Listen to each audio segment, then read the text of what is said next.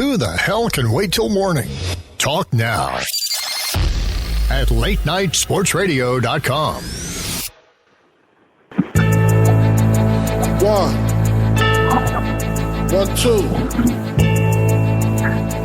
2. Check me out right here, yo. Yo, the sun don't shine forever, but as long as it's here, then we might as well shine together. Better now than never. Business before Thank you pleasure. for joining me for another edition of the Bob Sullivan Show here on LateNightSportsRadio.com.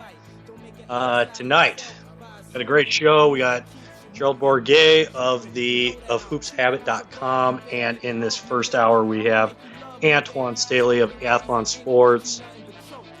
Antoine Staley, how you doing tonight, buddy? Oh, dear God. Antoine, are you there? Yeah, I'm here. Oh, sorry. What I was saying is, you were calling me. You were trying to be all formal by calling me by my government name. So I thought that was pretty funny. Yeah, usually it's Twan. I'm gonna go. Yeah, the Antoine Staley. What do you want, Antoine? Twan? Does it matter to you right now? We can't really use Twan anymore because somebody's made a parody account of me. So hey, we can't. We got to go by Antoine now. Yes, it is. It is the parody account.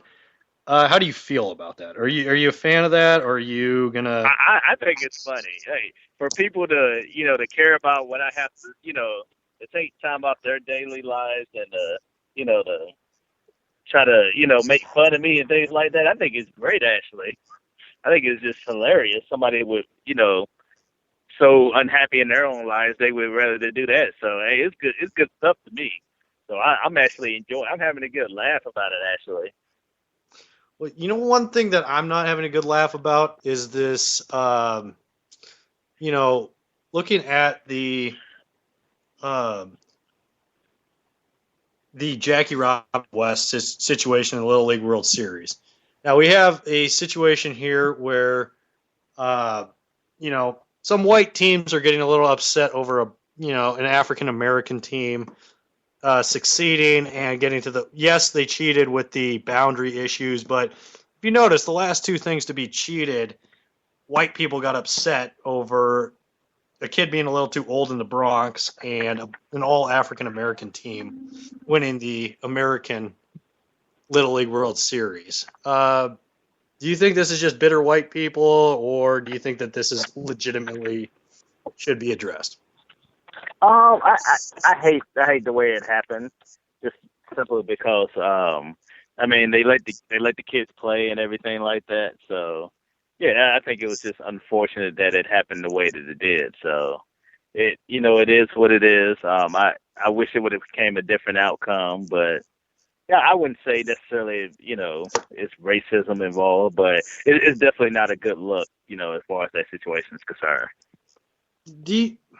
Looking at the Little League World Series, can we just take this crap off of TV? Like, these kids, no offense to these kids, but these aren't the best. Like, this is not the cream of the crop. As far as, these kids are good at baseball, but this is not the cream of the crop. This is, your kind of farm team, so to speak. Your minor league type of baseball, your Class A. And, the way to take away cheating is by taking it off TV. It's not about the kids. It's about the stupid jackass parents that want to be on TV, want to be holding the sign for Jimmy, and they want their kid to get every trophy possible. Can we just take this crap off of TV, please, and just eliminate all the issues?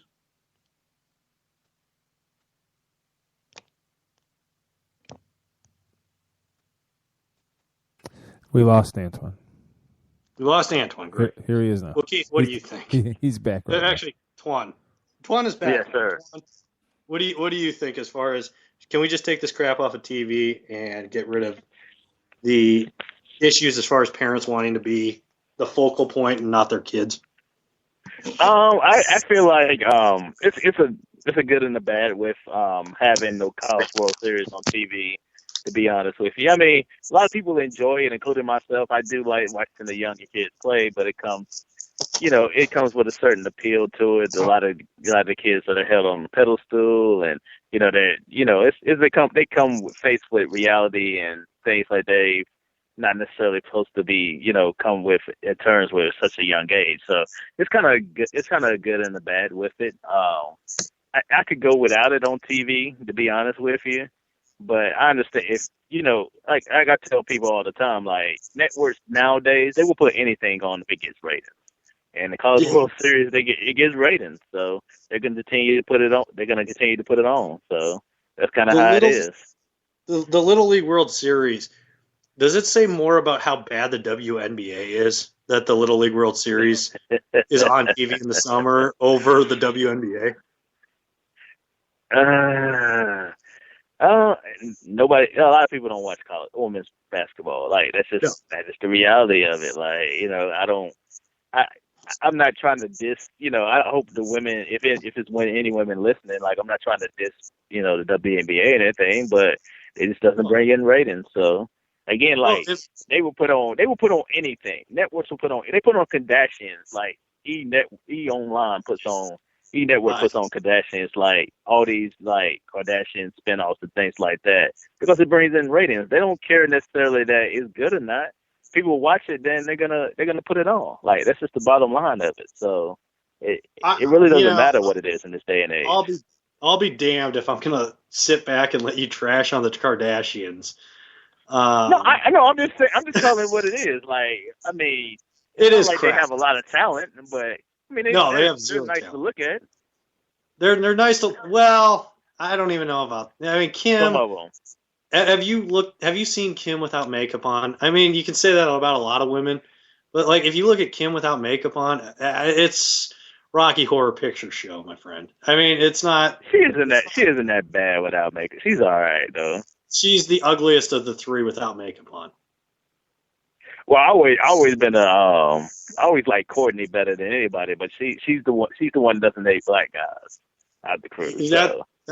That's funny because I'm a Chloe fan, and she's not particularly a fan of white guys. So I mean, me and you might have to make a trade on that one as far as Kardashian. Hey, I'll take Courtney on. I like Courtney. She's short too, and like she's very attractive. She's been with Scott all those years. I can see. You know what? They're getting divorced and everything. She probably is gonna turn over a new leaf, probably. Do you like the idea? Okay, so Amy Schumer was rumored to be. Well, I saw your tweet about this, but Amy Schumer being on The Bachelorette. I don't know if it's going to happen, but you said you would sign up. I would. Yeah. I would definitely too, but I'm not a big fan of. I mean, they did it with The Bachelor, with Jesse Palmer. I don't, celebrity or not, any ounce of stardom. I don't feel it's right to have them as the Bachelor or Bachelorette. Do you? I mean, why not? I mean, it would bring a different element to it. And then I don't watch those shows. Like, I don't watch The Bachelor or Bachelorette. But if you get Amy Schumer on there or some kind of celebrity every now and then, you're gonna get people to watch. Like, people just they don't even watch that show. It's gonna tune in, especially in the summertime when there's nothing to watch on TV. So yeah, I'm gonna tune in just to see her, and then she's hilarious on top of it. So you're gonna tune in. That would be a rating hit for ABC if they were to do that. Well, and I think it would be the show itself is a ratings hit in its own. Well, it is, but it would bring a different element. You get different demographics watching. Well, and the other factor is with that show is, these chicks are the really hot chicks that, it'll be like some buff dude talking to this really hot chick, and he'll be like, yeah, I just want to impress you. I just want to be your best friend. And that's what I'm really looking for. And the chick's like, oh, that's so sweet. And then they do the breakaway. They do the separate interviews. And they say something completely different. Like, this guy just wants to bang her. And this chick just wants to not talk to this guy. Amy Schumer would bring the element of, she would actually say that the guy was a loser to his face instead of saying it to a camera that the guy's not going to see until the show airs. Yeah. Yeah, absolutely. So yeah, it would bring definitely a different fan base. Like I would love to see it. Like I say, I would definitely sign up like right now. Like if I knew she was gonna be on there. But I just find her very hilarious, and like her personality, is just infectious. Not even not even talking about like the looks perspective, but just how her personality is. Yeah, she I dig her. As far comedian, she's very funny. She's she's got kind of a down to earth personality from what I've seen. She is a comedian, however, and she is now an actress, so there could be several deteriorating features that we don't see at the front. But okay, let's get off of this TV. Let's get back to really quick onto the Little League World Series. Okay. Little League World Series. What are the me and Keith are kind of talking about this. Are you surprised that there hasn't been any significant injuries in Williamsport in the last? These kids are getting bigger and stronger at 12 years old. Do you see there being issues? I can't believe they haven't gotten away from metal bats with these kids, and they're not. It's not like these bats are. They can get these bats around pretty quick nowadays. Do you think there needs to be a change to wood bat all around, or what do you think as far as with these kids go? Are you surprised there hasn't been a significant injury? I think with the way that kids are coming up now and what parents are trying to teach them as far as like they want their kids to go to college, and like they're trying to get them prepared for that and possibly a major league career, honestly. So they're trying to keep them as professional as possible. So yeah, I think I'm not totally surprised they hadn't gotten away from the metal bats and things like that. So I mean, as far as the injury situation is concerned, I mean that's a little surprising considering those guys. They're 12. They're really huge, and the demands and things like that. I thank God it hasn't happened, but it's a little surprising that it hasn't happened. But I hope it continues not to happen, because you don't want to see anybody get hurt like that. No, I definitely don't. It would be, especially with kids. Like that's the last thing we need is a kid to get brutally hurt or killed by a baseball. Yeah, but I mean, sadly, that's what kind of what it takes for them to make a change as far as safety goes. Nobody. Yeah.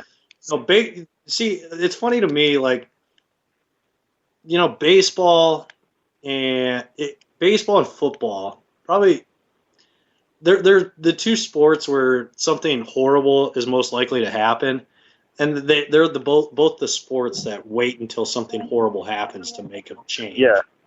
Football's gotten a little bit better about that, but baseball is still far behind the times on making changes that are necessary in the sport to make it safer and make it a better sport. Yeah, it is. Looking at really quick before we get to Miami, you like your Miami Marlins baseball. Are you satisfied with the job? Hold on. Why is that my Miami Marlins baseball? Hey, you're a Miami guy. Miami Marlins. Dan Jennings. No. I'm a North Carolina guy that lives in South Florida. I'm not, dude. Don't try to put that on me. All right, but Dan Jennings, is that the best coaching job you've ever seen with a guy that's gone from coaching high school baseball in the 80s to coaching in the major leagues in the 2000s, between coaching jobs, nothing in between? The best coaching. It's the best. If you want to talk about like stealing money, like he's what you call a salary cap criminal. Like this guy is stealing paychecks like out the yin yang. Like why?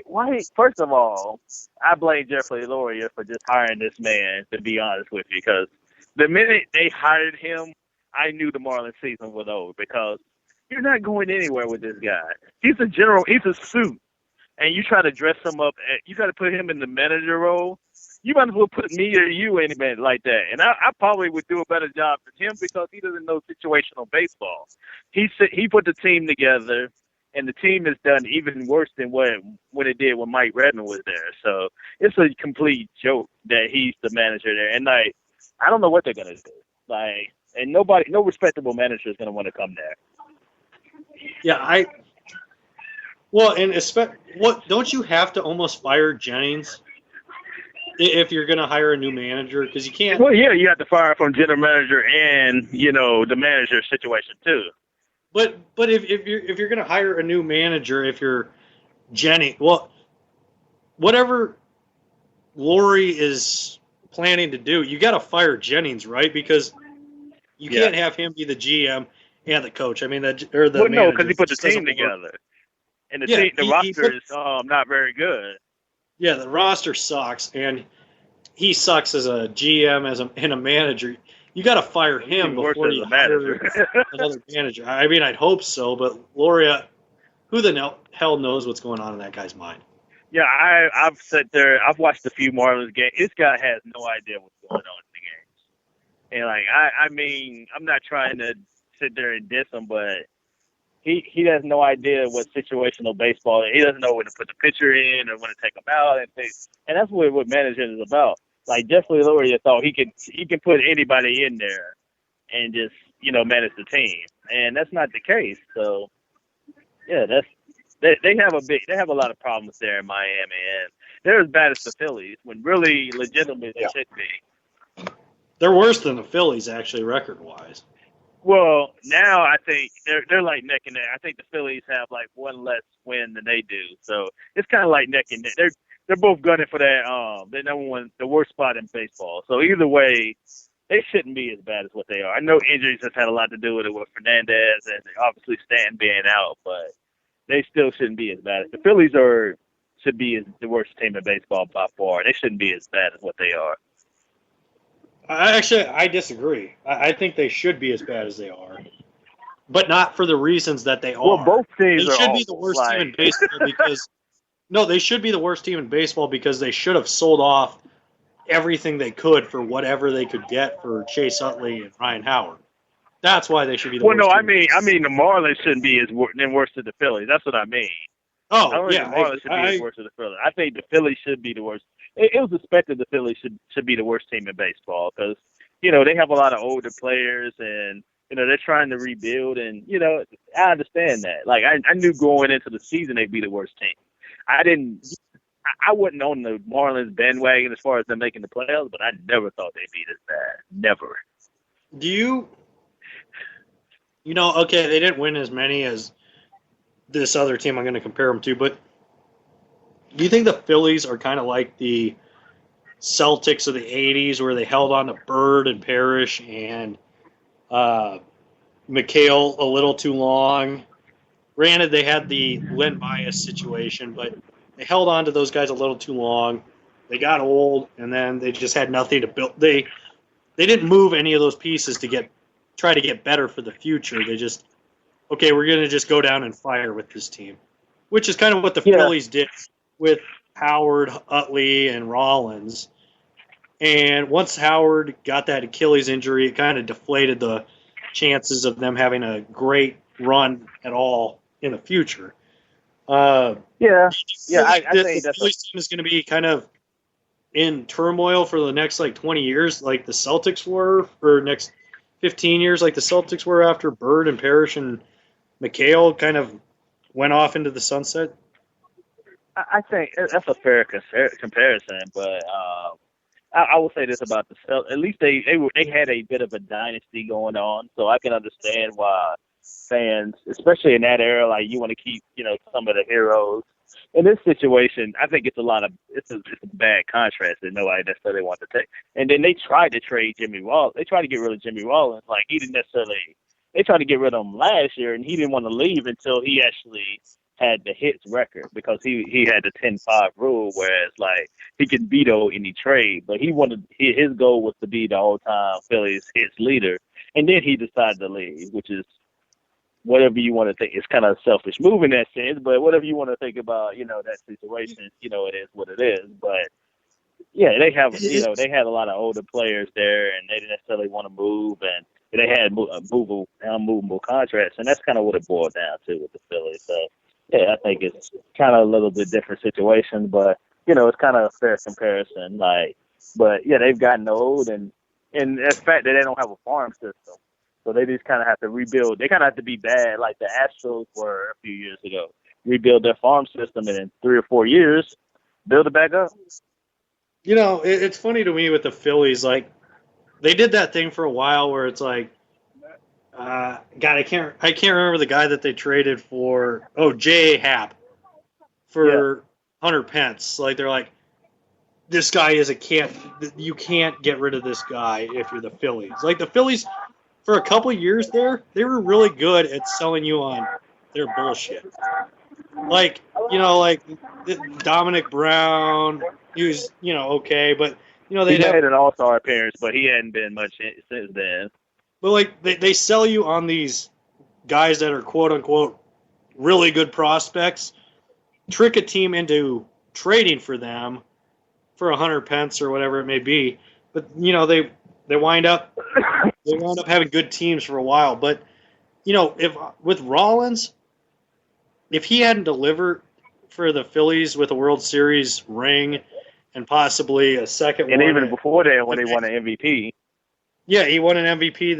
The Yankees kind of they should have beaten the Yankees that year. They didn't in the World Series. Possibly 2 rings. For him to stick around and get the hits record, I don't have a problem with that. Yeah, it's not like a Phil Nevins situation with the San Diego Padres or something in a trade. Oh no, it's not. It's not. He's just being bad. selfish. It's a little selfish, but he has the right to be selfish, in my opinion, for delivering a ring to a city like Philadelphia. Yeah, I understand. Like I said, I'm not totally like throwing him out the fire. Like it's just a situation where he wanted the hits record, and then he wanted to leave. Like as soon as he got that, like he was like, "I'm done. Like I don't, I'll leave now." That was my only thing. Like that was all I was saying. Yeah. Well, we're gonna take a quick break here. Actually, it's not quick. It's gonna be like 6-7 minutes. Here on the Bob Sullivan Show. We'll be back here with Antoine Staley here on the Bob Sullivan Show here on LateNightSportsRadio.com.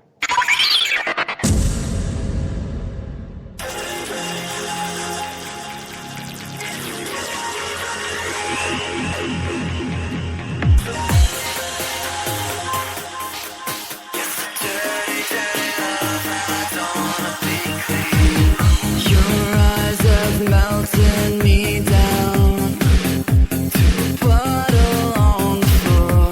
Your lips gave me a hunger.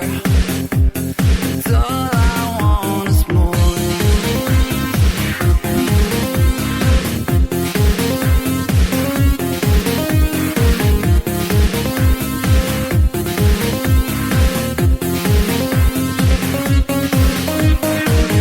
Stay close and breathe with me now. Hold on to the night. Sleep till 3. We don't need the sterile daylight. Dirty, dirty love.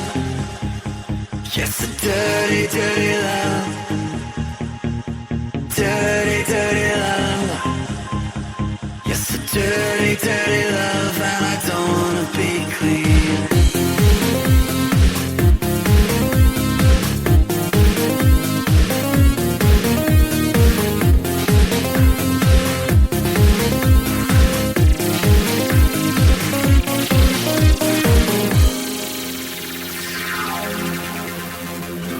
Screaming out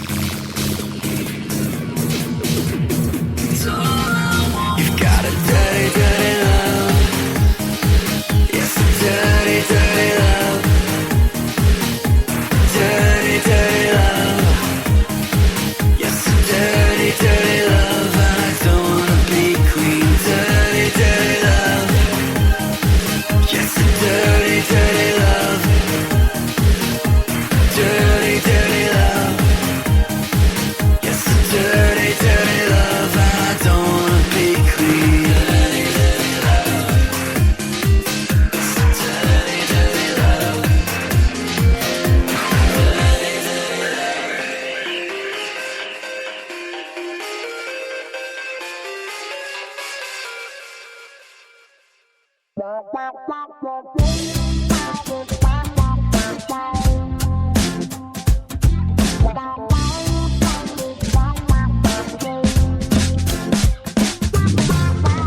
you're a mystery. Tell me what's a girl gotta do?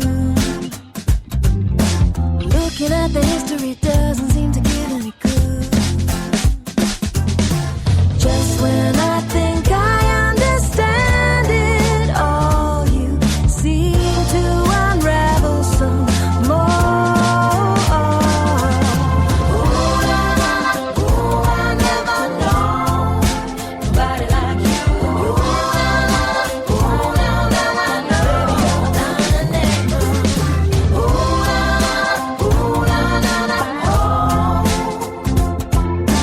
Yeah, you keep me guessing, I'm confessing now, well, baby, it's true. I never know nobody like you.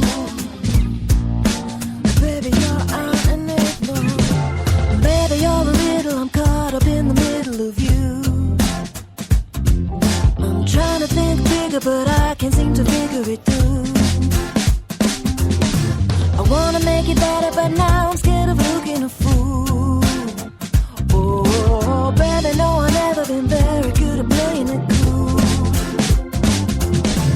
Just when I think I understand it all, I find I know nothing at all. I never know nobody like you.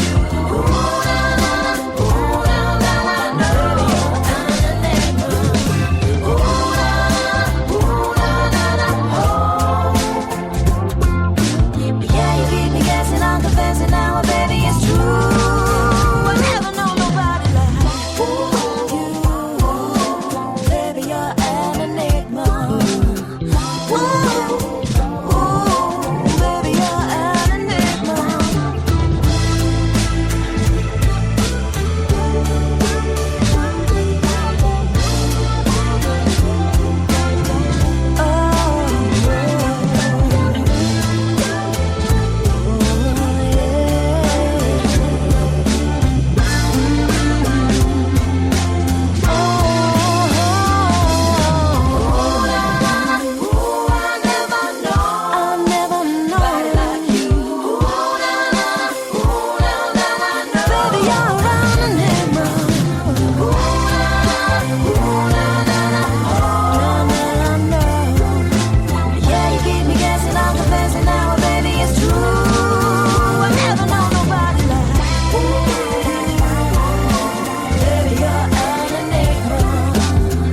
Ooh, baby, you're an enigma.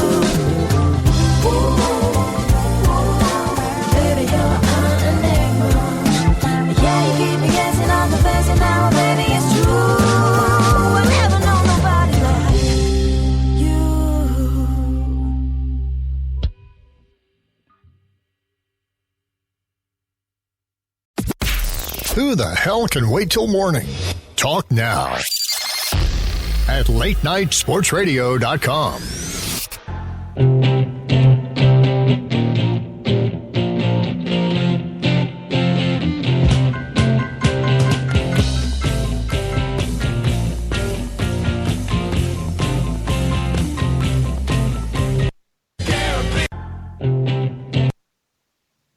Well, I butchered that. Here's the Bob Sullivan Show with Bob Sullivan.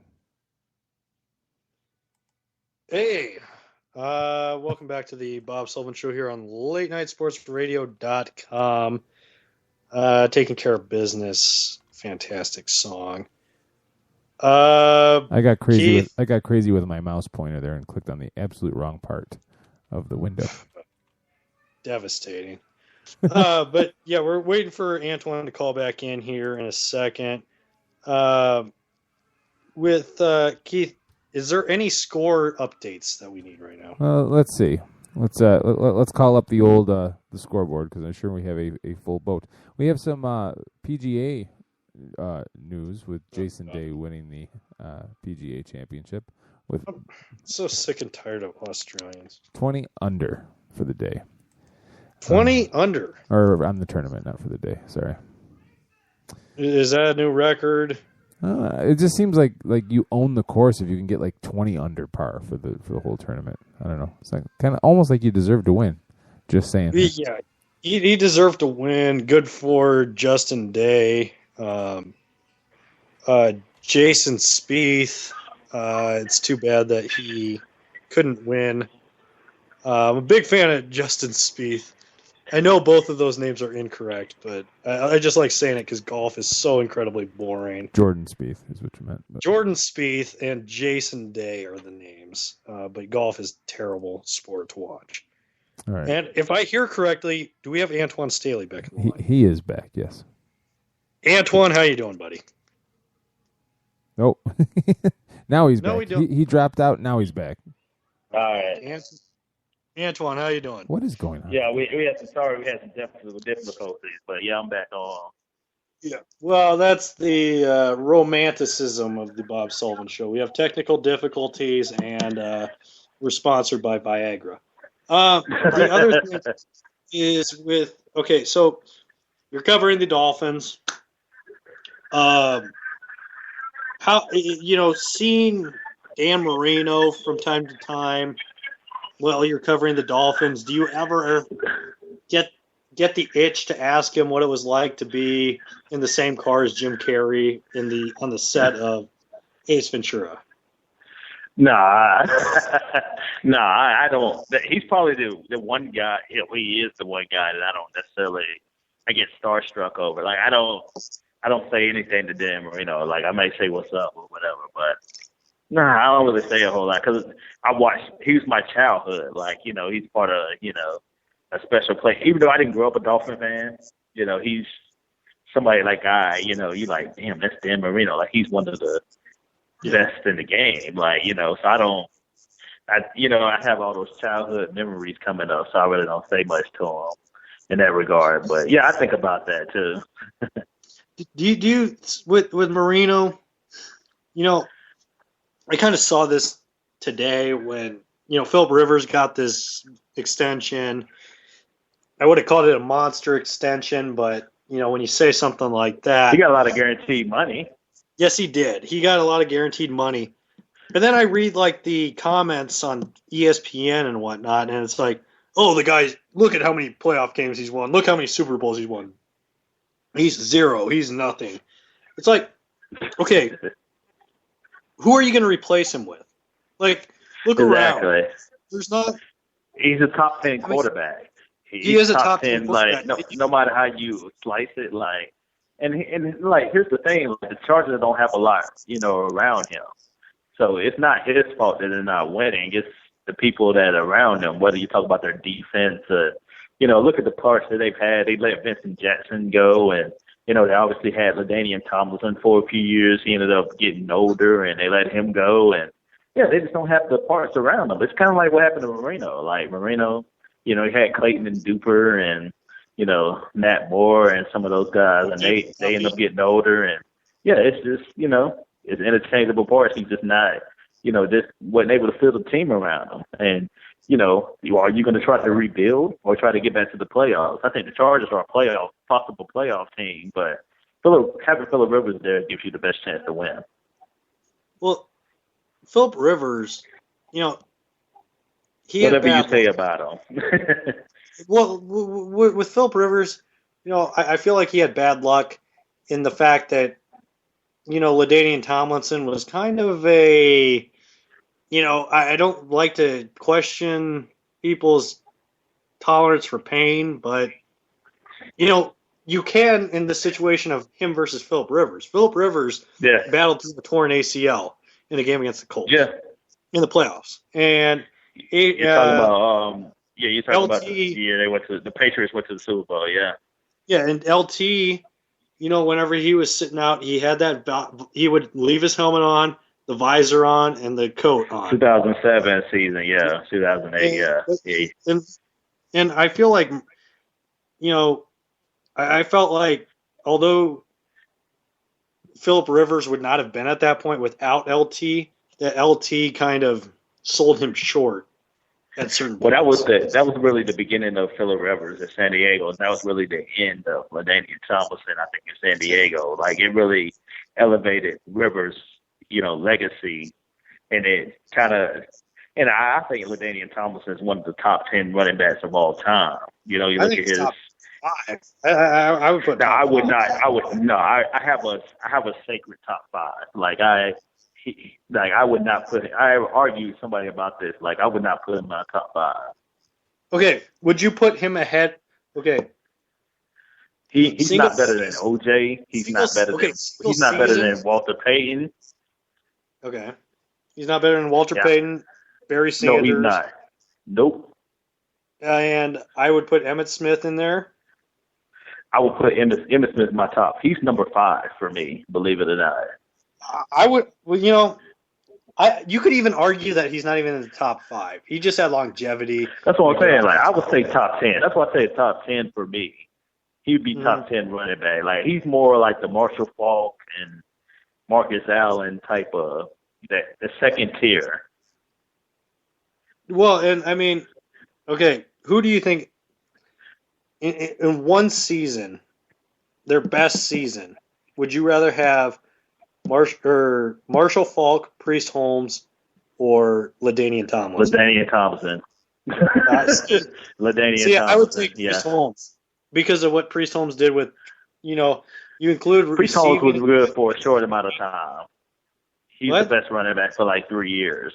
I know, but in their best season, I would take Priest Holmes over those other two. I would still take LaDainian Tomlinson because we're talking about a man that caught over 100 balls and ran for 1,200 yards. So, yeah, that's probably what I would go to. All right, so at Dolphins training camp and following the Dolphins, Ndamukong Suh, or as Cam Newton would call him, Donkey Kong Sue. What have you seen from him? That's something Cam Newton gave him to, which, believe it or not, they're going to Carolina. They're going to play Carolina in the preseason game in week 2. So, Yeah, he's going to get rocked. But do you think Sue has made a difference in the mentality of this defense? Is this defense going to be better? Like what you've seen from Cameron Wake with the addition of Sue? What do you have you seen? I was just talking to somebody about this. I think Cameron Wake's the leader of the team. He's the leader. He's been there longer than anybody for the most part. So he leads the defense, and then you have Ndamukong Suh, who's I think the best player on defense, but Cameron Wake has been there longer. He has tenure.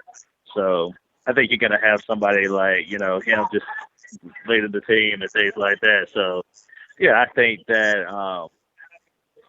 I think Ndamukong Suh is going to make a big difference on the team. It's just a matter of when. And then they're going to have him and Cameron Wake next to each other.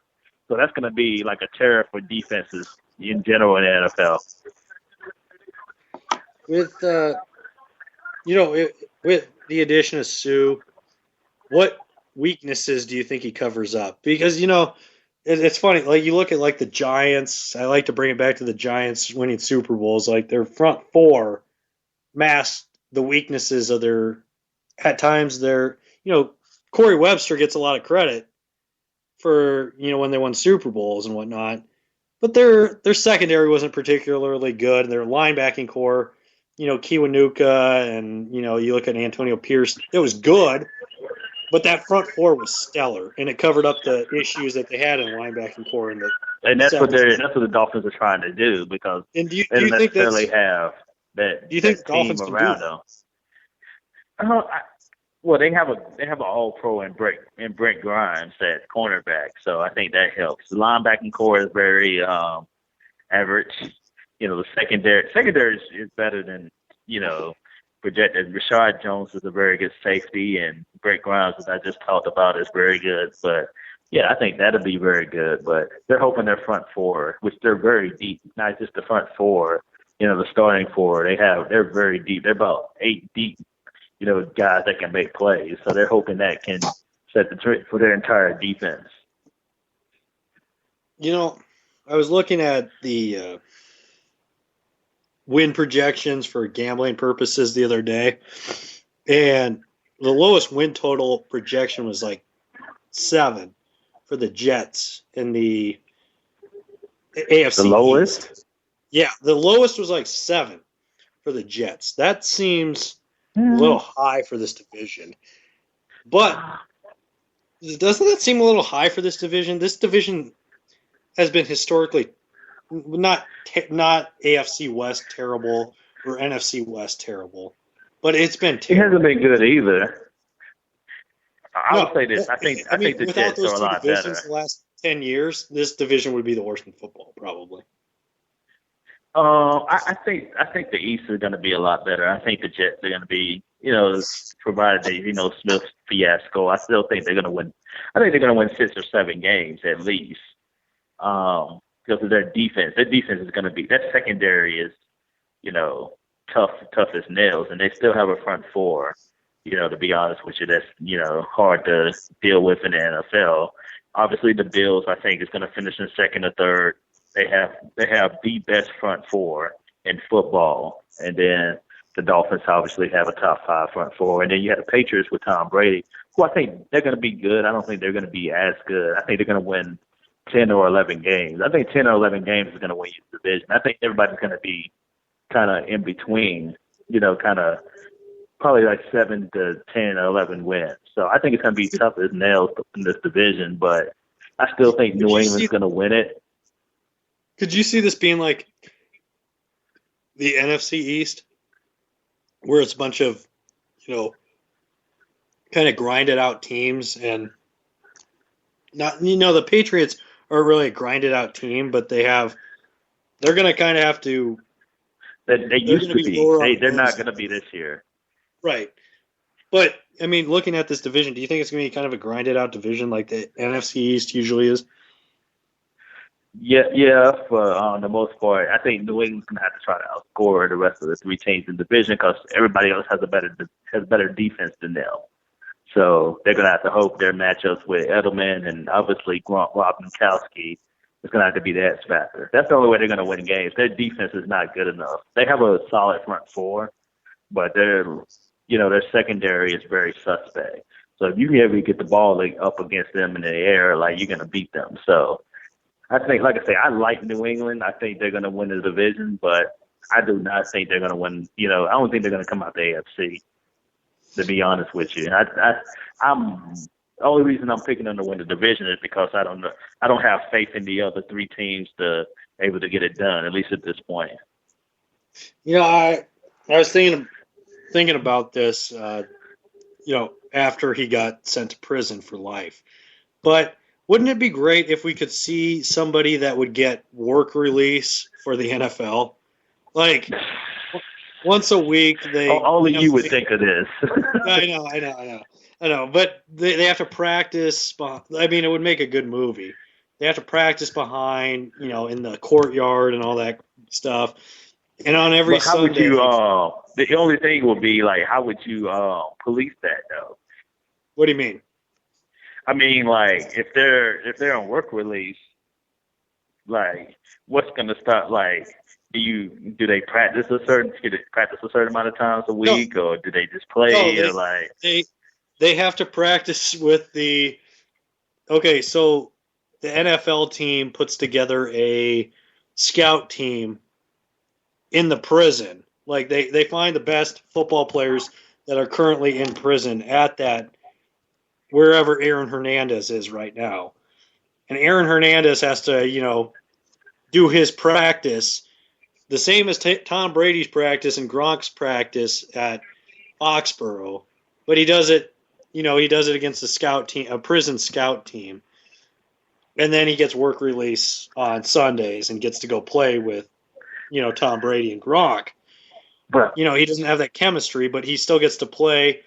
As soon as those 3 hours are up, he's right back to prison. He's not getting a. But how does that help? Him, he's not with the team, and then, how does he know the play? I'm not saying Aaron Hernandez. Let's say you have somebody do that. How do they know the plays? How do they interact with the teammates and things like that? Twan, this is not a perfect system, okay? But I'm a nerd, so I'm gonna think about all of this. I know. My work release tight end for the NFL might not be a perfect plan, but it's a good idea at least. I mean, At least get the guy, 3 hours on the outside a couple times a week. It's something I never thought about. So yes, I will give you that. Well, okay. The other thing, Twan, is okay. They're not practicing in pads, so like 2 days a week they get to practice in pads. He gets to go to practice in pads, gets to go to the game, and then the other days, he spends in solitary watching game film, whatever it may be. That's all he needs. I guess that could work too, but yeah, that would be definitely difficult to figure out. But that's like I said, I never thought about that. Like I say, only you would think of something like that. So, but I've been on enough shows with you to know like how you routine and things like that. So, but that's actually something I never thought about. I mean, work release. I mean, we all. I mean, not we all, but I've at least. If I ever go to the put it like this, if I go to the owners meeting, which I plan on at some point, that'll be a question I would ask, not in public, but I would ask like kind of on the low to one of the owners or the commissioner or something like that. I wouldn't ask it like in the press conference, but I would definitely ask that kind of like, well, why don't they have NFL work release? They may look at me stupid, but at least it's not out in public or somebody can see it on ESPN or something like that. So. See, I want somebody that has the balls that I don't. Like I sit behind, like in a closed room. I'm drinking heavily. The ideas are flowing, and then I have some pawn out there to ask the questions that I want to ask, but I don't have the balls to. But they have the balls. Well, you know ask. what? We'll have to get the before that happens. I'll have to talk with you and like get some you have to tell me some questions you may want to know. You might want to want me to ask, and I may ask about 3 or 4 of them. See that's the thing. I went to cover the Timberwolves Magic game. Like I think the next time if I go get the opportunity to go cover another NBA game or anything for a website, I'm going to need to take a few shots or drink a little bit before I do it. Because, like, on this I can only imagine.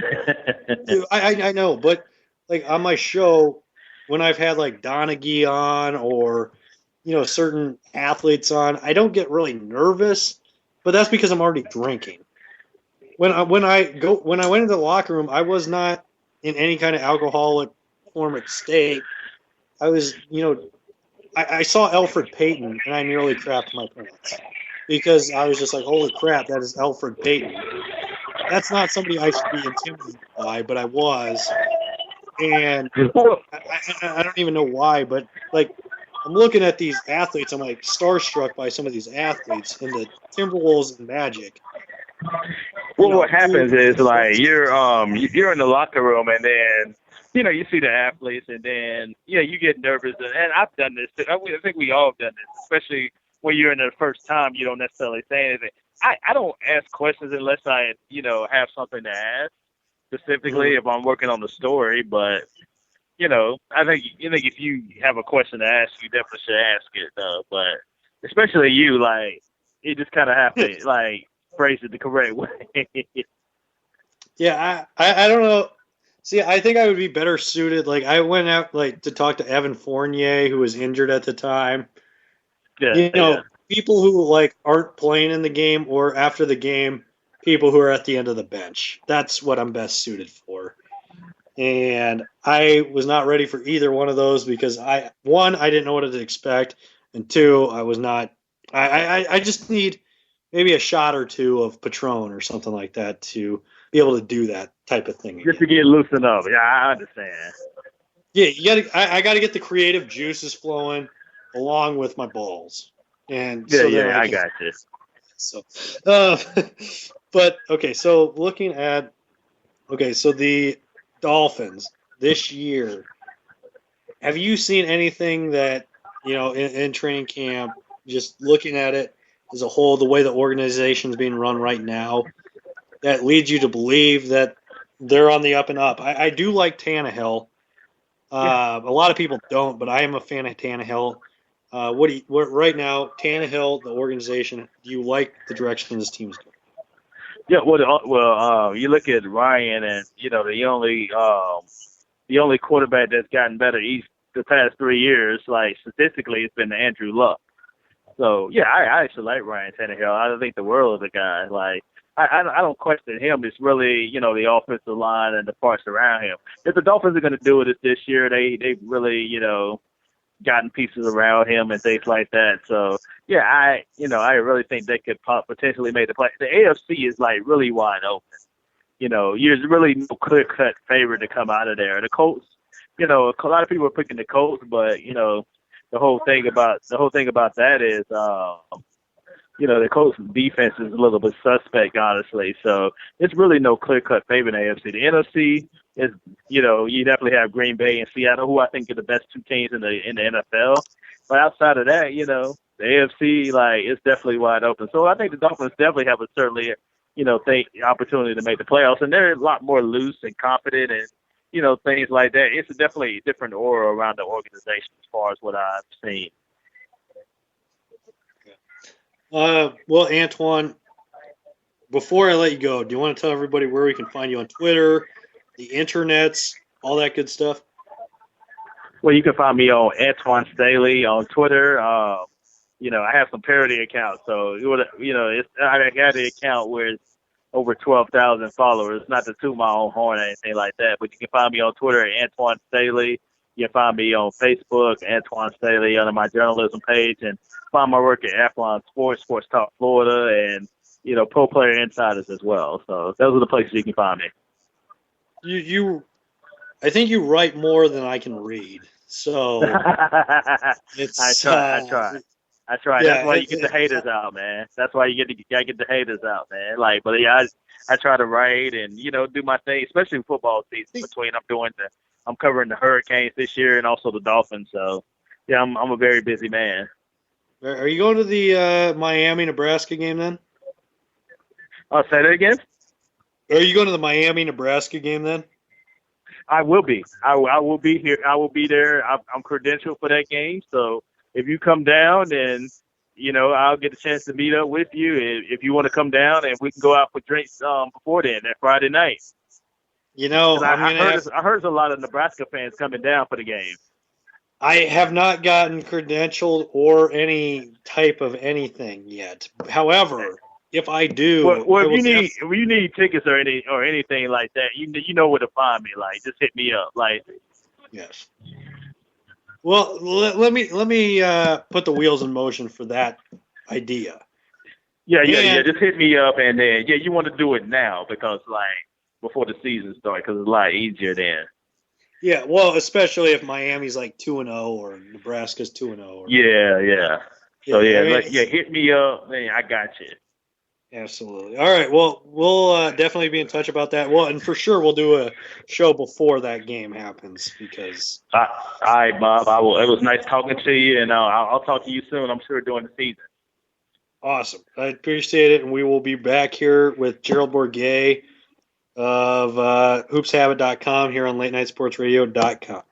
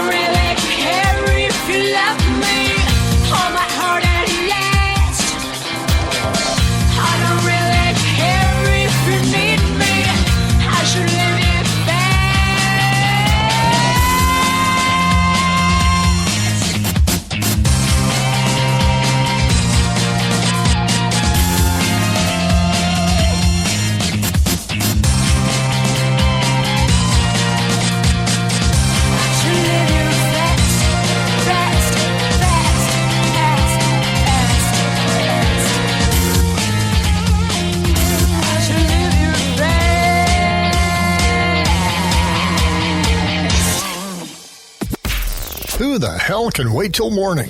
Talk now at latenightsportsradio.com.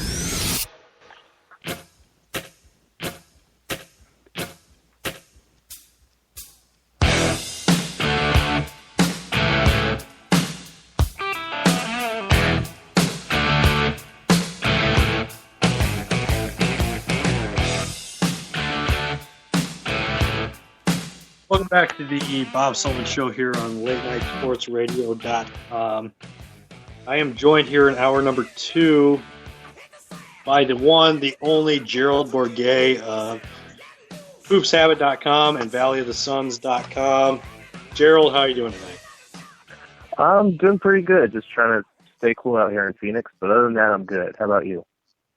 I'm doing well. You guys got the dry heat out there in Phoenix. We got the humid crap here in Omaha. And, you know, it's funny. You know, you guys can survive the 110 without because you guys don't have humidity. Yeah. Here in Omaha, we get, you know, the horribleness of the humidity. You know, we sweat and we're not in as good a shape as people in Phoenix.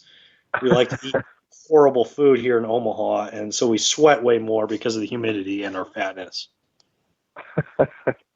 Well, yeah, that's unfortunate. But, you know, the reason people here are in good shape is because they pretty much just sweat it all off. Yeah. All right. Well, so the Suns, you know, there's like this almost feels like the Cable Guy, where brother, sweet brother, Ben Stiller kills his twin brother, Stan Sweet, Seth Sweet, and all that. The Dragic brothers are gone. And now you get the Markieff Morris situation, Marcus Morris situation.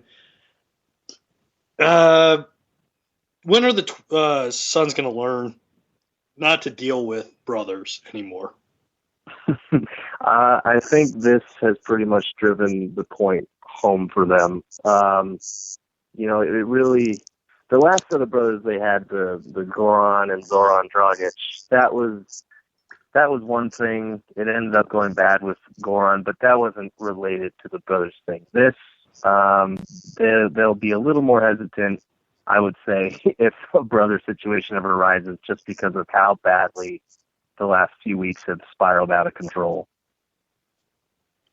Well, my thing is with this brother situation is like, if you're the Suns, do you just go with only children at this point if you're drafting or trading for somebody?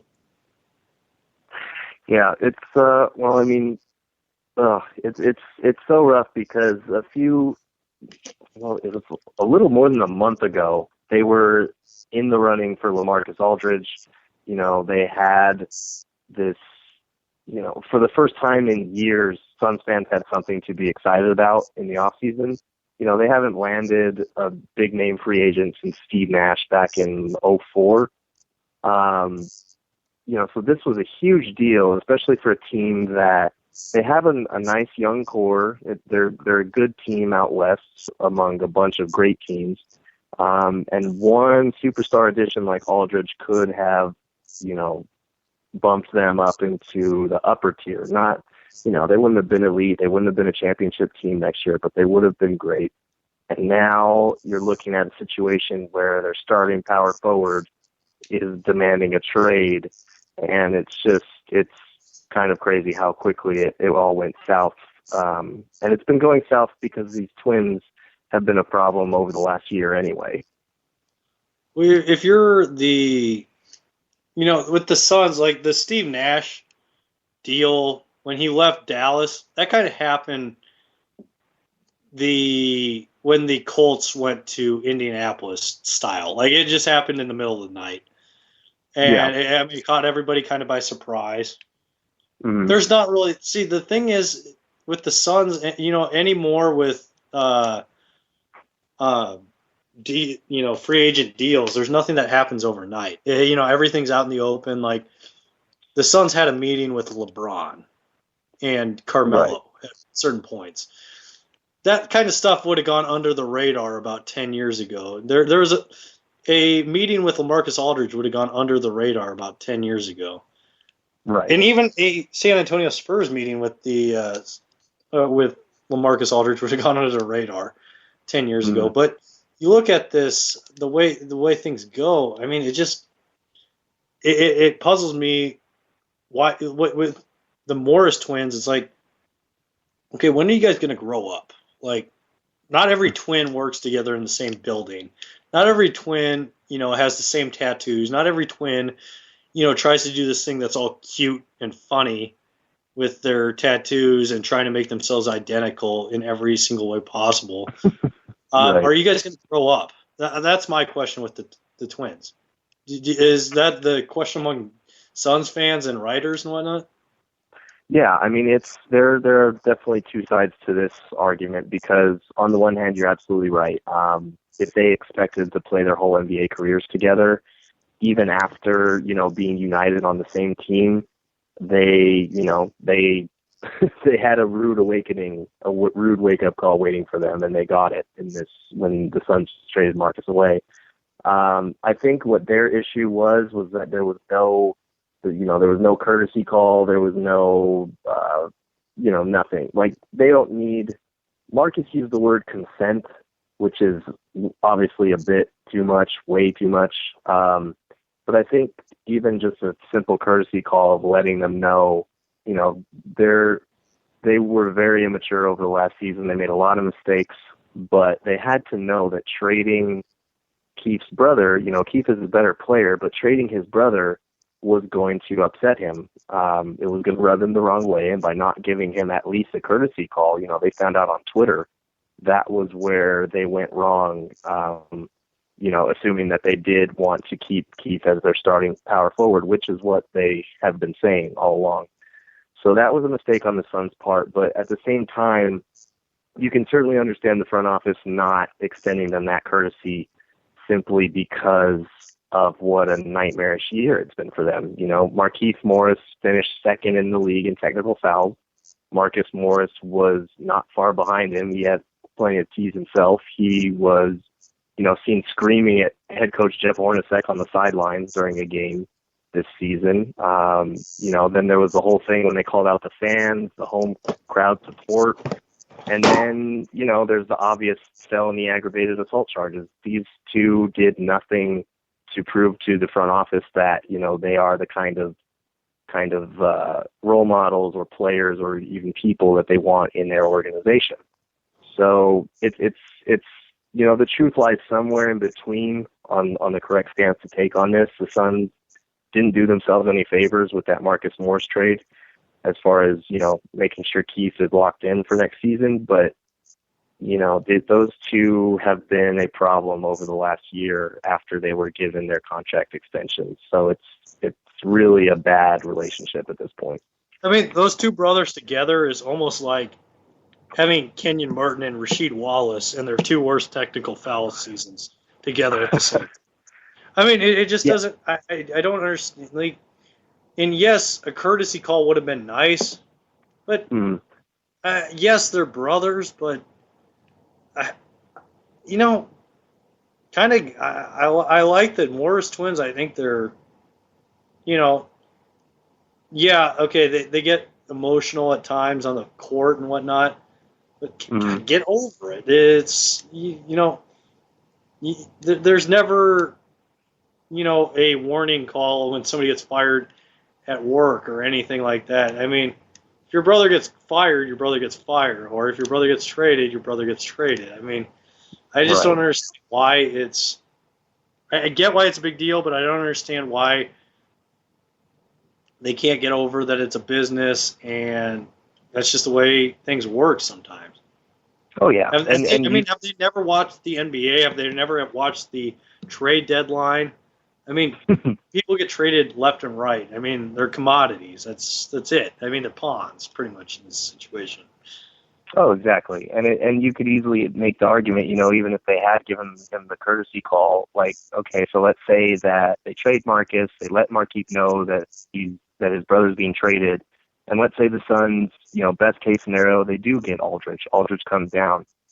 you could easily make the argument that Keith would still be upset because he'd be coming off the bench in that situation. He'd be demoted and his brother would be gone.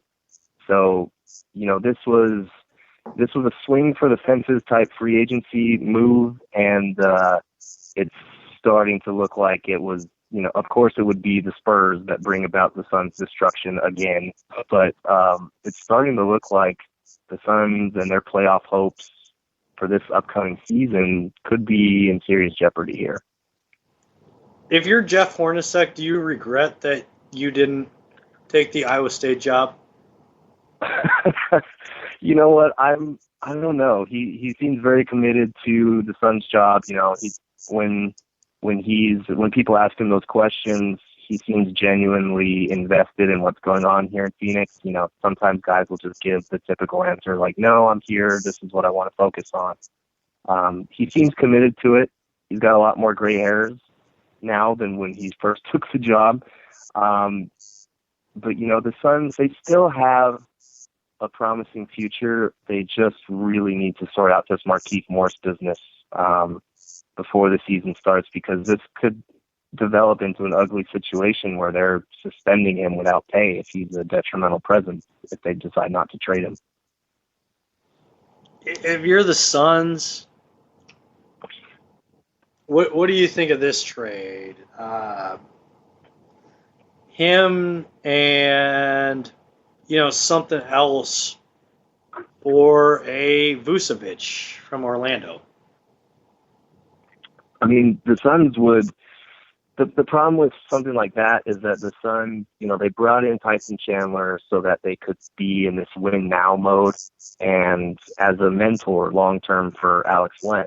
They're still high on Len. They want a winner, a proven winner and proven defender like Chandler to, show him the ropes. So Vucevic, that would create some positional overlap, and I don't think the Magic would want. They definitely, there's no way the Suns would be able to get that kind of return on a Markieff Morris trade. Even if they added a Lin or type? It really depends on what piece they added into a trade, but I don't think McDonough, general manager Ryan McDonough is going to be, packaging assets just to get rid of Markieff. Worst case scenario, they suspend him without pay and they don't give in to his trade demands. What would be bad is if they, panic traded him and had to include some assets that they would rather hold on to. Yeah, I agree. With the with the Suns, I like, as a Knicks fan, looking at Melo, and his best season was when Tyson Chandler was Defensive Player of the Year. They had a lot of veterans around him. Tyson Chandler, I feel like he's more effective when he has a lot of veterans around him as well. Mm-hmm. Where he has, whether it's in Dallas with Dirk and what they had out on the perimeter like Berea and whatnot. But you look at Phoenix when he comes in there, now he is the veteran presence. I know he's been in the league 13, 14 years, but look, when he needs other veteran presences around him, I feel, to be, the voice of the team, the leader of the team, like he was with the Knicks, like he was with the Mavs. Do you think, the Suns, with this Markieff Morris situation, should try to move him for another veteran to help out Tyson Chandler in mentoring these young guys as a fellow veteran presence? It's possible. It's really hard to tell because Markieff's trade value is so low, but his actual on-court value is so much higher. There's a definite gap between the ceiling and the floor of his trade value right now. I think, Tyson, you raise an interesting point because Chandler has never been in this kind of role where he's mentoring a team, this whole team of young guys. You know, the only other locker room veteran in there is Ronnie Price, and he's just a backup point guard. So I think there, I was writing some, potential hypothetical trades for Markieff Morris, and one that I really liked was Markieff to the Bulls for Taj Gibson, just because he's, Gibson's 30, he's coming off ankle surgery, so his value is not that high right now.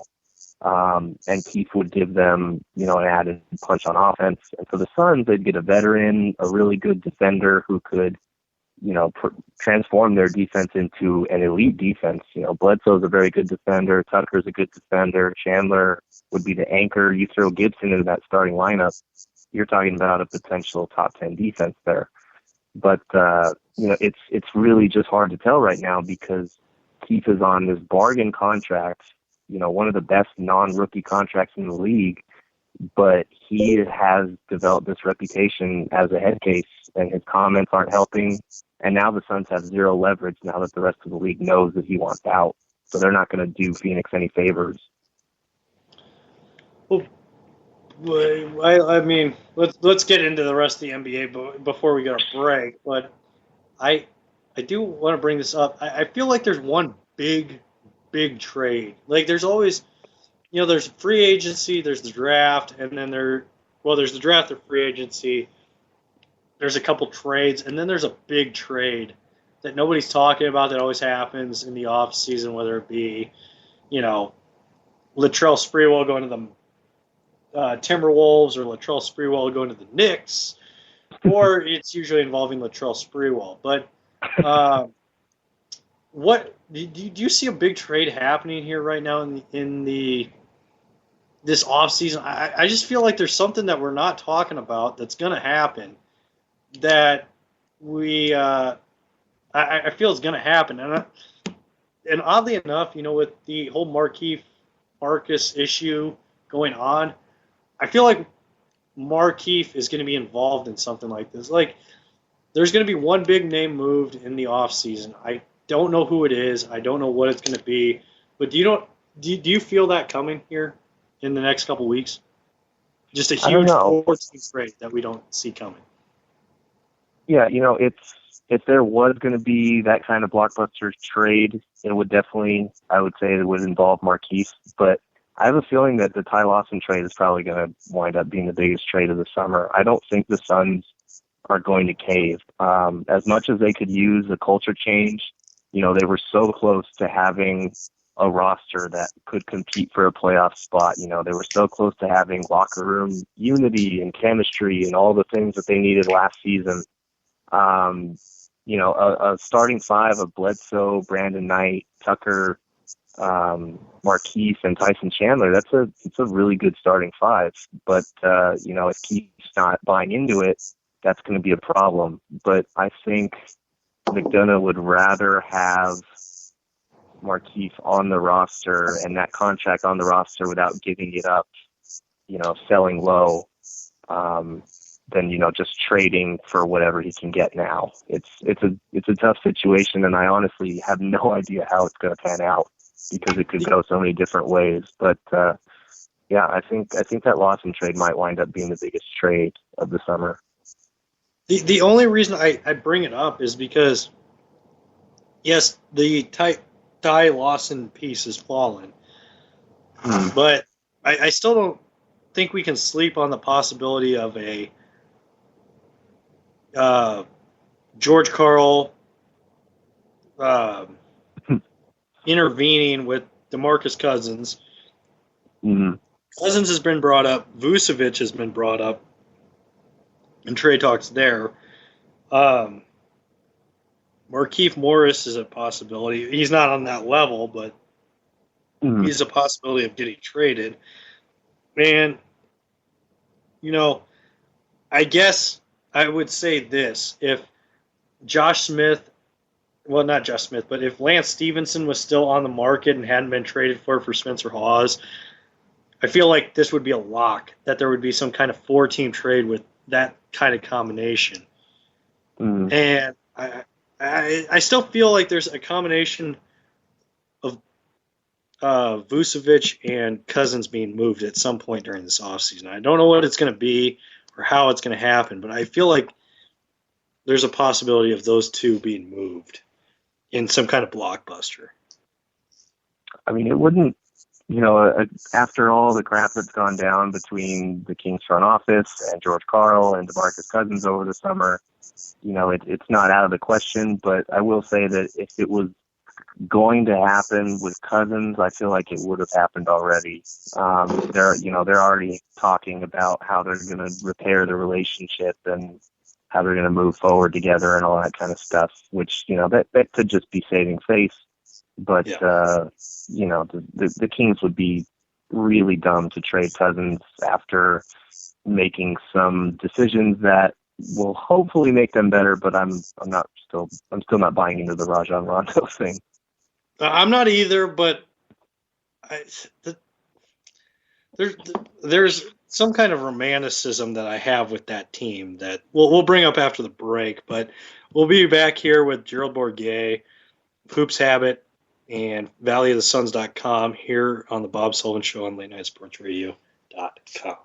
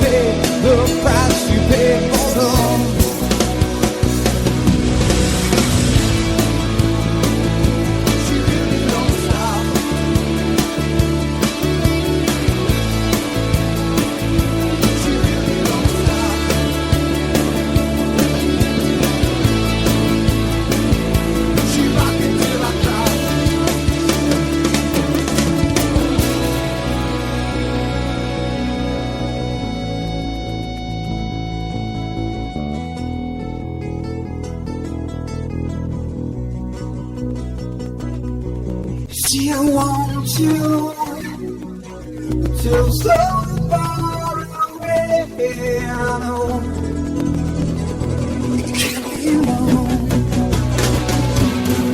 Can't walk away from the things you say, the things you say. Yeah, the price you pay for them. Can't walk away from the things you say, the things you say. Yeah, the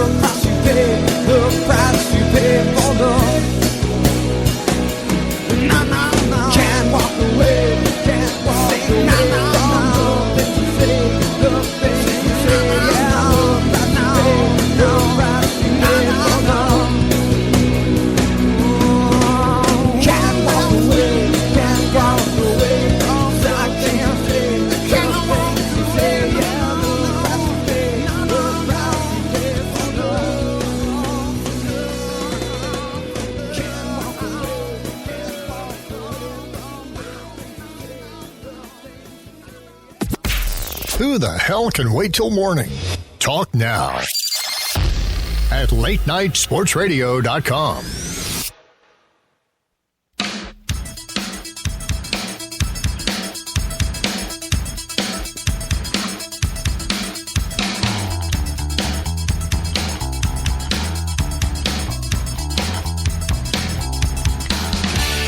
Welcome back to the Bob Sullivan Show from latenightsportsradio.com.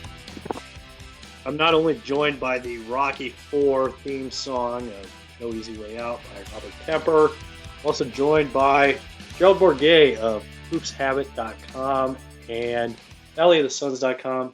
Gerald, how are you doing in this second half of the second hour? Pretty good. Excited for the teams that we're going to talk about. Yeah, the Kings and the Lakers, and we're not talking about the LA Kings. Sacramento Kings. Okay. Is there a better situation for the association to get its feet wet than the Sacramento Kings with Rajon Rondo, DeMarcus Cousins, Rudy Gay, George Karl, Marco Bellinelli, just the train wreck that's inevitable in Sacramento. The association has to follow them on NBA TV this year, right? Oh, yeah. I mean, if there were ever a year to bring out an NBA version of Hard Knocks, it would have been this year with this team. Yeah, and I mean, you look at with the Sacramento Kings. Okay, Rajon Rondo. Yeah, not a lot of people pleased with that move, but No. Initially there was rumors of either a Monte Ellis or a Wes Matthews going there. Yeah. You wind up with a 1-year deal with Rondo.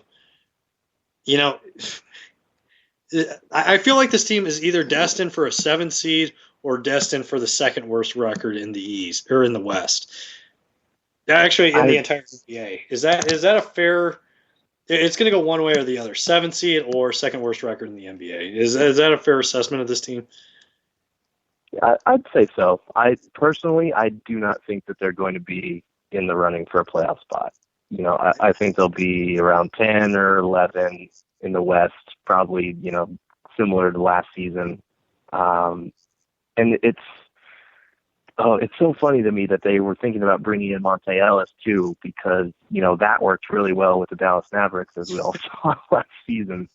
But I really just don't get what they were going for this summer. I know that they're trying to put a team around DeMarcus Cousins, but, the bad rep that this organization has gotten over the last few years, it's the reason why guys like Monte Ellis and Wesley Matthews were turning down way more money from the Kings to go play somewhere else. They have just been bad for a decade. They haven't been able to put a competent team around DeMarcus Cousins. And the one coach that Cousins liked was the one that they fired last season just because he didn't want to try Vivek Ranadi's, crazy, let's play 4-on-5 style. It's just a nightmare right now, and that's before you even mention that George Karl was lobbying for the organization to trade their best player away. That's just a powder keg situation, and putting Rajon Rondo into that mix is not going to help, resolve anything. It's just not. And the whole thing with Karl, it's like, okay, you go from firing a guy that's not willing to do your crazy, stupid idea of 4-on-5 basketball to a guy that's not willing to listen to anybody, not even his own players. That's what you hire. Like that doesn't make any sense to me as far as what he's trying to do. If he's, with George Karl, like, he should have been fired from the get-go. Okay, this moron. I was bringing up Vucevic, but this moron had the option to go to Orlando, and he turns down the Orlando job and takes the Sacramento job and decides he wants to trade DeMarcus Cousins for Nikola Vucevic, who he could have been coaching in Orlando in the Eastern Conference, which is an easier conference to get through. And instead, he's going to a more difficult conference, and he wants a player that's not as good as DeMarcus Cousins with a roster that's not good enough to make the playoffs. George Karl should have been fired for so long. Right, and the trade that stuck out to me was actually, the rumors that he wanted to trade DeMarcus Cousins for a package like Ty Lawson and Kenneth Faried or something like that. Just reuniting the gang in Sacramento, I guess. But from the moment that it became public that he wanted to trade DeMarcus Cousins, that was when the front office needed to step up. And yes, it would have looked bad to fire, their third coach in however many months it had been. But, this is just not a pleasant situation. When you're a franchise player, and DeMarcus Cousins is absolutely a franchise player. He's quite possibly the best center in the NBA right now. When your franchise player and your coach do not see eye to eye, you have to side with the franchise player if you want that player to continue playing for you, And it's just, I don't see how this has a happy ending. Maybe they come together, maybe they sneak into the playoffs somehow, shock the world. But you know what? Rajon Rondo is on a 1-year deal, and if they do shock the world and get to the playoffs, there's a good chance Rondo has a major part in it. So after this year is up, he's just going to accept a bigger offer from someone else, because why would he stay in Sacramento? I really don't see this working out for the Kings long term or short term. I guess you could say, well, when what's his name, Chris Webber got traded to the Kings, like he had the same kind of situation Rondo was in. I mean, he wound up signing semi-long term in there for another 5 years, but if they make it, I see a Rondo sticking around, but I don't know how beneficial that is to the franchise.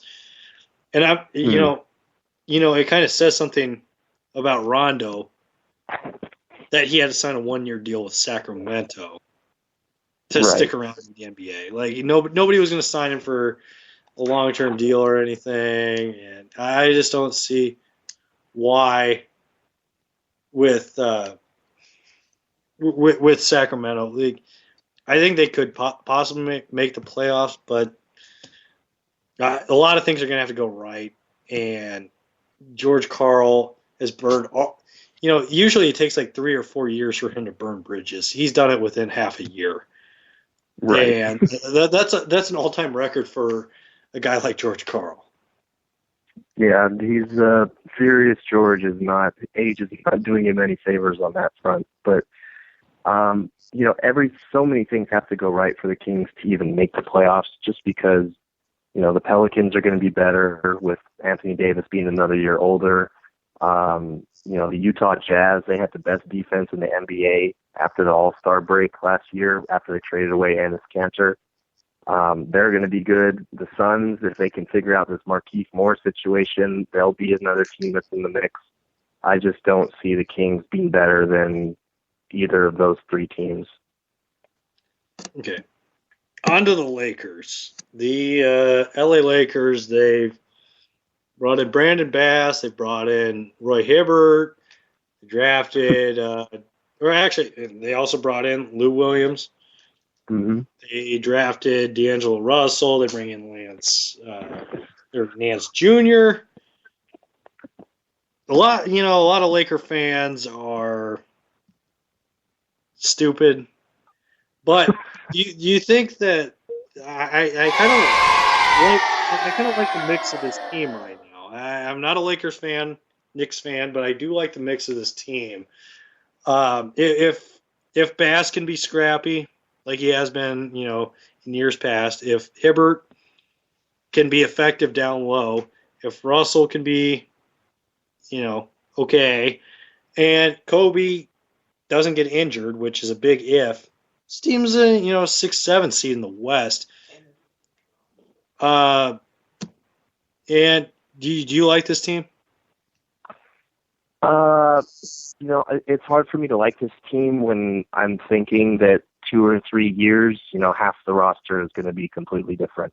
I think that this off season, they were shooting for the stars. They were talking about LaMarcus Aldridge, bring LA to LA. They were talking, even Greg Monroe. Every major free agent that hit the market, the Lakers were, supposedly in the running for that player, and they were going to have a meeting with that player. And I think by trying to commit to so many different star free agents, they wound up empty-handed. They didn't commit to one and just really try and sell that player. And, even if they had, I'm not sure how successful they would have been, because it's no secret that this franchise is not going to fully begin its rebuild until Kobe Bryant has called it a career. It's just the sad truth. He is, his contract was a killer to them, last summer, and his presence there has just gotten to the point where players don't want to play there. They don't want to play with a 38-year-old or 37-year-old Kobe Bryant who is coming off of injuries, bossing them around, acting like he's still 24 years old, like he's still the premier player of the franchise. Nobody wants to be in that position as much as they respect Kobe. I think this offseason was mostly just a stopgap until they can get what they really want. And they got a player that they wanted in the draft, so that's a good start. They're on the right track. It's just hard for me to get excited when I don't think Hibbert or Bass or Lou Williams or any of them are in their long-term plans. I don't think they are either, but I feel like at least in the situation, if Kobe gets injured this year, they're in a better situation. Is that a fair assessment? I think so. I think Hibbert is, offensively, you can make the comments about how he's, overrated or underdeveloped or whatever you want to call it. But defensively, he's still, a defensive anchor. He's still the guy that holds it all together, and that'll definitely help them because they were one of the worst. They've been one of the worst defenses for like the last 2 or 3 years. So that'll definitely make them better. But, he's only got 1 year left on his deal. Lou Williams and Brandon Bass, like 2 or 3 years. I really do just think that was kind of the best they could do when they missed out on all the star free agents that they had been drooling about for months. Well, yeah, and I'm with you. I don't feel like they missed out. Like, yes, they missed out on Aldridge. I don't feel like they missed out on a franchise-changing player. Like, no. Aldridge, I feel like he is well-suited in San Antonio, but in LA, like, I don't think he changes that franchise right off the bat. And I feel like he kind of has a Dwight Howard-type presence where it's just like, people look at his numbers and think he's fantastic, but when they actually get to watch him play, it's not as exciting. Well, Dwight, it was a little different. He had a back injury, but LaMarcus Aldridge is nothing exciting what he does. And he's not. I don't feel like he's a franchise-changing player. Greg Monroe is not a franchise-changing player. They need a lot more work around him. However, with the Lakers going forward, they got D'Angelo Russell, Jordan Clarkson, and Julius Randle. Julius Randle is a kind of a question mark, but at least those are 3 selling points for a free agent going forward that you didn't have in years past. Now you have those things if you're the Lakers. Right. And I think, if Russell pans out, then this doesn't really matter because he's going to get that title of the future of the franchise, especially since, like you said, Julius Randle's kind of a question mark at this point. He's played a grand total of like 15 minutes in the NBA. But I think by that definition, I don't know how many franchise-changing players there even were in free agency, especially if, you don't qualify Aldridge or Monroe as one of those. A quick fix was never going to be an option for this team. They weren't going to go out and, sign But- LeBron James and that kind of stuff. But I don't think those are like if you look at it, I don't think LaMarcus Aldridge and the rest of this group right now, currently comprised, I don't buy that as a championship winning team. I'm not saying like, yeah, it might change a franchise changing as far as being a lottery pick to being a close to a playoff team. But I just don't see this team with either one of those two players. Like I didn't see any quick fixes in this current free agency class. And LaMarcus Aldridge, yes, he was best suited to go to San Antonio, where there's a team atmosphere. He can take some pressure off of himself as far as not having to be the guy. If the Portland Trailblazers have been at their best while he's been there when he hasn't had to be the guy, whether it be Brandon Roy or Damian Lillard. When LaMarcus Aldridge has had to be the guy, they have not been that good. And if he has to be the guy in LA, I don't think they're that good. Is that do you agree with that? Well, yeah. I mean, LaMarcus Aldridge, the zombie of Kobe and D'Angelo Russell, that's not going to get you the playoffs in the West. But, they would have loved to have Aldridge just because they have someone to sell the fans on. They have some player to point to and be like, look, we have proof we're moving in the right direction again. The lure of Hollywood is still strong. Dwight Howard was foolish to leave and not, the trendsetter now. They would have loved to have that. I think, there was, like you said, there was not going to be a quick fix this summer. There was no free agent that was going to help, or free agents that they could have signed that would have turned this around, especially because Aldridge is already going to turn 30.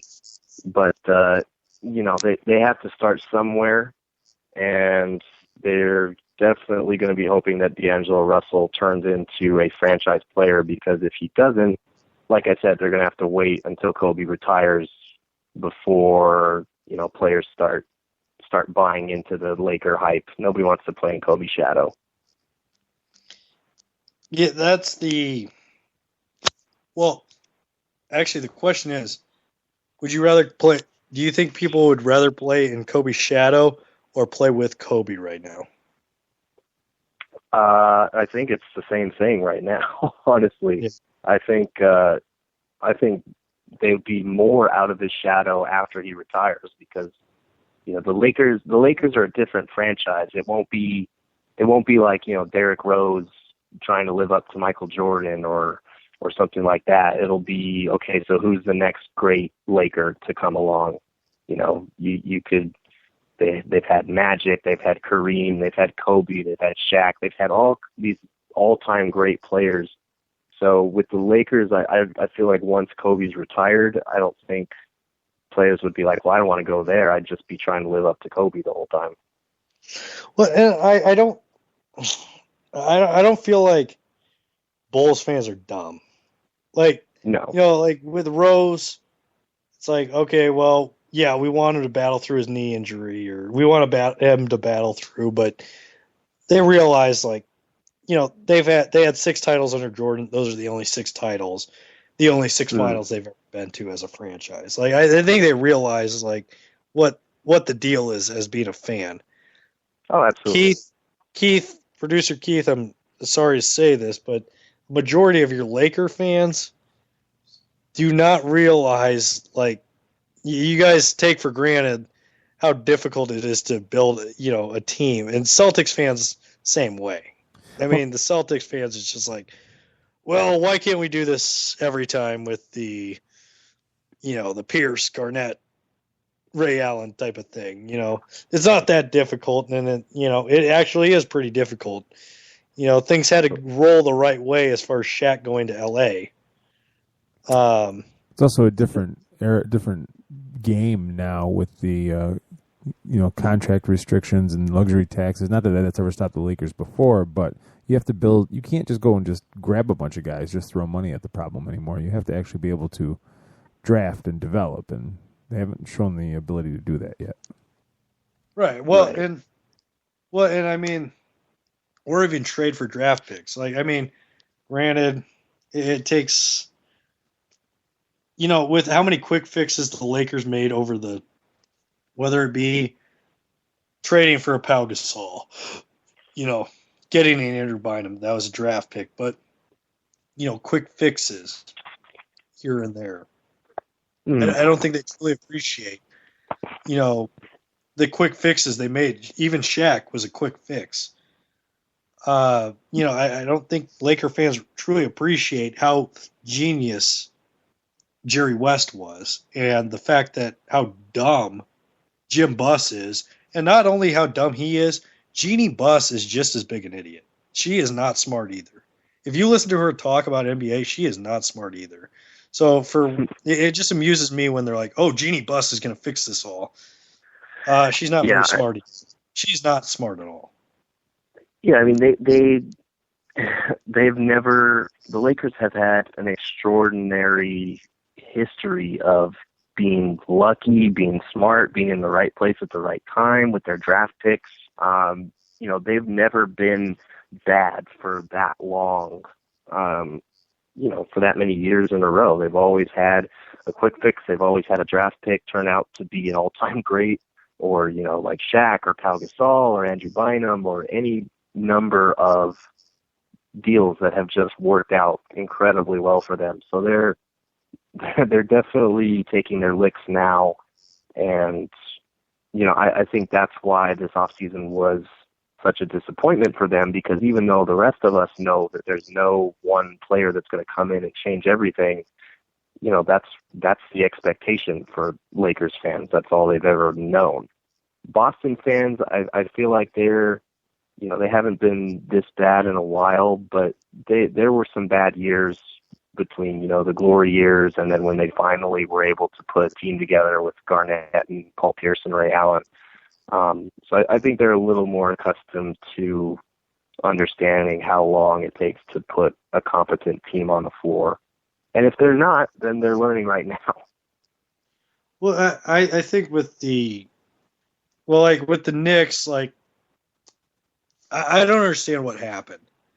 Because, actually, I do know what happened. Isaiah Thomas happened. But, yeah, my whole thing is I look at this team, and, we don't get LaMarcus. I'm not actually 100% disappointed with what happened in free agency and the draft. With the draft, I'm not disgusted. Ideally, I would have liked to trade down for a couple more picks. That didn't happen. No big deal. But Porzingis, not a big deal. And the other thing is, Stephen A. Smith, shut the hell up about how the Knicks disrespected Carmelo by drafting Porzingis. Who the hell else in that draft was there to draft that would have made Melo happy or made Melo a better player? There was nobody. Right. Moutier was a good player, but that was it. If you want to see Justice Winslow, whatever, but Porzingis, long term, he's probably the best option right now. Right. And I actually like what the Knicks did this summer. Yeah, and they got that Kyle O'Quinn. They bring in Aflalo, and they bring in Robin Lopez. What is so bad about that? I mean, that's a pretty decent summer, especially in the Eastern Conference. I mean, you could argue the only other team to get better in the Eastern Conference in free agency was the Milwaukee Bucks. Is that fair? Well, I'd say the Miami Heat got better. Okay, that's fair. Yeah, I'll agree with you. And also the Knicks brought in Kevin Serafin from the Washington Wizards. But so the Heat got better, the Bucks got better, and the Knicks got better. Everybody else stayed stagnant. So the Knicks could creep into the playoffs in the Eastern Conference. I don't think that's out of the realm of possibilities right now. I mean, the only team that you can definitively say won't be in the playoffs next season in the East is the Philadelphia 76ers, and that's because they're not even really trying. I think this was the kind of summer that the Knicks needed to have. Kind of similar to the Lakers, they didn't get a quick fix because there wasn't a quick fix. They missed out on the big name free agents. I know some people were disappointed that they weren't able to get Greg Monroe when a few months ago the rumors were all flying about that it was all but a done deal. Or the same with Tobias Harris, actually. I think he would have been a nice pickup. But, Yes. there is no quick fix here, and the Knicks are actually going about their rebuild in a, sort of sensible way. It's unfortunate that Carmelo is probably never going to have a championship caliber team around him while he's in New York. But, It's kind of his fault, though. Yeah. I mean, if he wanted that, he would have sacrificed a good deal of money, but he would have gone to the Chicago Bulls when he had the chance. Well, I see that's my thing is, I don't understand how these Knicks. Do you think Melo's behavior, what he's acted like, would have flown in the '90s in New York? I don't see it happening, and I guess with Ewing, his contract always said he had to be one of the top 5 players, paid as one of the top 5 centers in the league. But, he had, at that time, his team was always, in the hunt. If it wasn't for P.J. Brown being a scumbag and flipping Charlie Ward over his shoulder, the Knicks have a shot against the Bulls that season. The Heat had no business being in that Eastern Conference Finals. The Knicks have a shot against the Bulls that year. If Charles Smith doesn't miss 17 layups, the Knicks have a shot against, they beat the Bulls that year. And if John Starks doesn't fold in Game 7, there's 3 possible rings for Ewing right there. I know that's a lot of ifs, but those are 3 possible.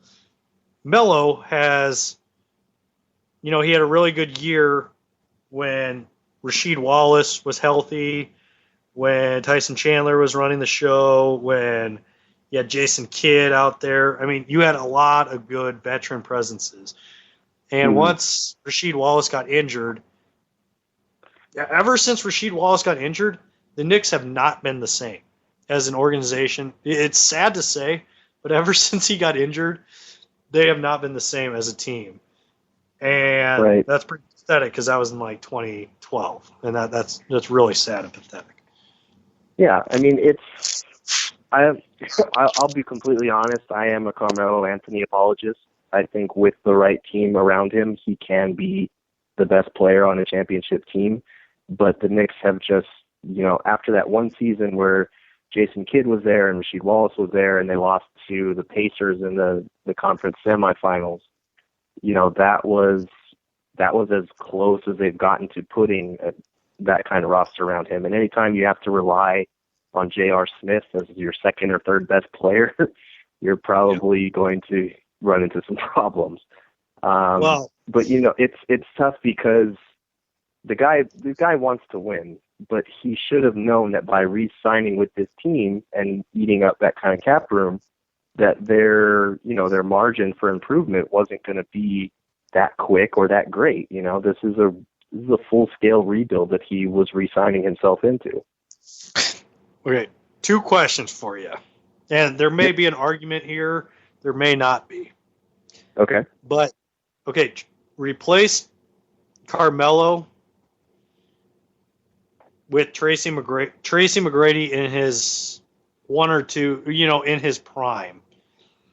His 3 or 4 years where he's really good. Does McGrady have a ring with one of those Nuggets teams or one of that Knicks team? And 2, is McGrady in his prime better than Melo in his prime? Well, okay, so for the first question, I'm going to say no. I don't think you don't think McGrady has a ring? I don't. Not with those Denver Nuggets teams and not with that New York Knicks team. I don't. Oh my God. I think, that Nuggets team that went to the conference finals, that was a good team, but they weren't they weren't elite. They weren't going to beat that Lakers team that I think they went on to win the title that year. They just weren't. Melo he carried a big load as much as Chauncey Billups and Aaron Aflalo and all those guys that he played with were good players. That's not, even if you replace Melo with McGrady, that's not a championship caliber roster. I think it's tough to say with Melo because I want to see how he regroups this upcoming season coming off that injury. And his career's still not over, so it's hard for me to compare him and McGrady overall. But I will say that Melo is definitely, people are going to remember how good he was when his time is done and they look back on his career. And I think it's tough to see now because there's so much negativity surrounding him and surrounding his this perception that he's a ball stopper, which he is. But the argument that I hate is, well, if you put LeBron on that Knicks team, then they're a championship contender. Well, yeah, you put LeBron on any roster in the East over the last 5 years, and they're probably a championship contender. That's not fair. But since they're in the same draft and since they play similar positions, being able to play the 3 and the 4, they're always compared. I think his abilities as a pure scorer are overlooked way too often. This is a guy who's cemented himself among the Knicks all-time greats as someone who scored, 62 points that one game. Those are the nights, and the nights like when they played the Bulls at Madison Square Garden, I think on Christmas, and Melo and Rose were just going back and forth. It's easy to forget about those nights when you look at where the Knicks are now, but it's really not the state of the Knicks right now. Melo is not the person that should be blamed. Before we go overtime, Keith, are we okay to go a few minutes overboard? For you, the world. Okay, all right. Thanks, Keith. But, Gerald, okay, so we're going to go a little bit into overtime here. But, okay, so my thing is McGrady, there's a lot of ifs in his career, which there's a lot of ifs in Melo's career. Mm-hmm. And the ifs with McGrady are, what if, him and Vince Carter don't get broken up a couple of years too early? Who knows? Are they a championship winner? No, probably not. But I felt like that Toronto team was kind of built in the right mold, bringing them Oakley in. They had kind of the right idea when they were putting that team together. They weren't able to keep McGrady around. And then once McGrady goes to Orlando, Orlando's big mistake was not looking at Grant Hill's foot injury when he's limping up and down the court in the Detroit-Miami series, the 4-5 series, in the, I can't remember, I think it was the 98 or 99 NBA playoffs. And they don't look at that. They're not and the fact that Grant Hill almost died on the surgery table getting surgery on his foot, they don't even factor that in. But a healthy Grant Hill, who was one of the best players in the league, a healthy Tracy McGrady, who wound up being the best player in the league at one point. Who knows what happens there? Who knows what happens there? And then McGrady, if he doesn't get injured and Yao doesn't get injured, who knows what happens in Houston? There's a lot of what ifs with McGrady. With Carmelo, there's not really many what ifs. Like the what if with the one what if is with him is what if him and Amari had been able to work it out? That's the one what if. Not whether Amari, Amari was when he was healthy, they were terrible together. When he wasn't healthy, Melo was, one of the best players in the NBA. That's the only what if in Melo's career is what if he could have been cohesive with Amari when both of them were healthy. That's the one what if in Melo's career. Right, And I but feel like that makes that's why I take McGrady over Melo in their their best years total. right, and McGrady definitely had he had three scenarios, three teams where you wonder what their full potential might have been if things had gone differently. But I don't know if any of McGrady's situations, even if they had gone ideally, results in a championship. And I don't, Melo's what if for Took me the is Lakers to the limit though with They did. Ron Art. Then they had 23 game winning streak without Yao and without McGrady. right, and that was a really good team. But I don't know if you can say definitively for sure that they're favorites to win it all. And maybe that's just because we'd be just speculating at this point. But I think with Melo, his big what if is what if Amari had stayed healthy? What if his knees weren't made of jello down the stretch of his career? But I'm not. I just feel like they're in that same kind of category of players, of really great individual players that just had bad luck in their careers with where they ended up, with how their teams were constructed, with injury problems. You name it. I feel like they're going to join Chris Paul as one of those players that just for whatever reason, or for a myriad of reasons, just hasn't busted through and gone as far as they should have.